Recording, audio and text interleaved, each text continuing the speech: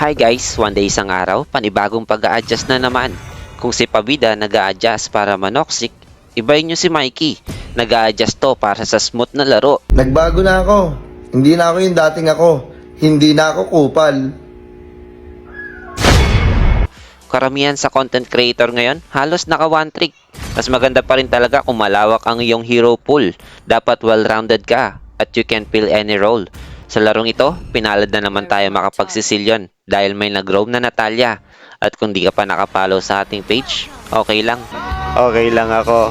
Let's go! Siyempre, ang unang first item natin is Elegant Gem.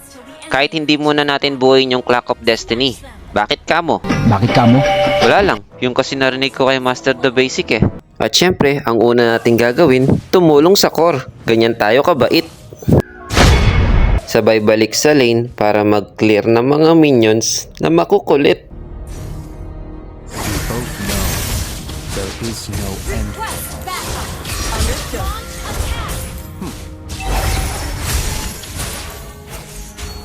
Si Vexana naligaw, di niya alam nakaabang yung Natalia.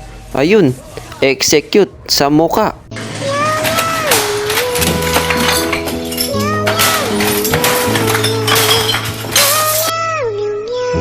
Dalaw naman nga tayo sa gold lane.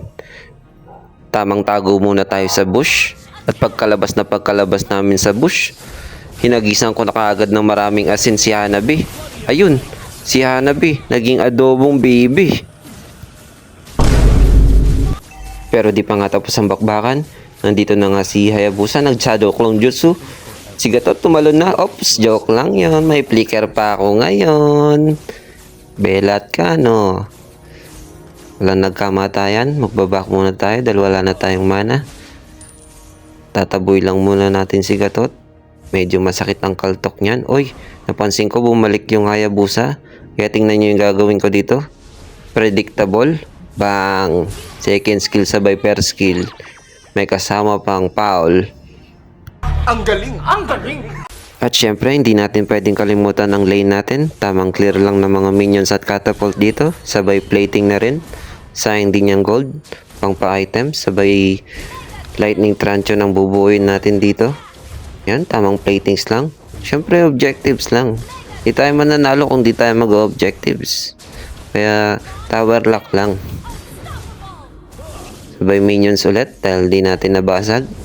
Pero hindi natin titigalin yan hanggat hindi nababasag. O, di ba? Basag. Basic ML. At habang busy kami ni 1-1 dito nagbabasag ng tower, yung mga kakampi namin, busy rin naglo-lord. Nice. Di ba? Objectives lang. At masisecure nga kami ng lord. Basic ML. Tignan nyo nga yung Haya dito. May gagawing kababalaghan. Nag-ulti siya sa 1-1. Tapos bigla-bigla nawawala. Oh, ang daya. Grabe. Chatter ka, chatter.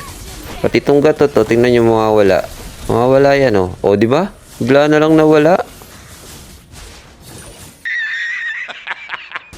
Pero wala kayo sa 1-1 namin. Tingnan nyo yung gagawin niya. Mas malala. Tignan mo, nag-dive siya sa tower ng kalaban. Oh, feeling immortal. Ayun. Kinain ng lupa. Pero sa puntong ito, naaawa na ako sa mga kabalan. Kaya ang balak ko, tapusin na ang laban. Hinagisan ko na nga ng bawang si Aldous. Sabay budbud ng asin kay Gatot. Ayan, literal na umulan na ng asin. Bahala na kayo dyan kung sinong tamaan. At ayun, tinamaan pati tower. Panalo. GG, well played. Maraming salamat sa mga kampi at mga nakalaban ko.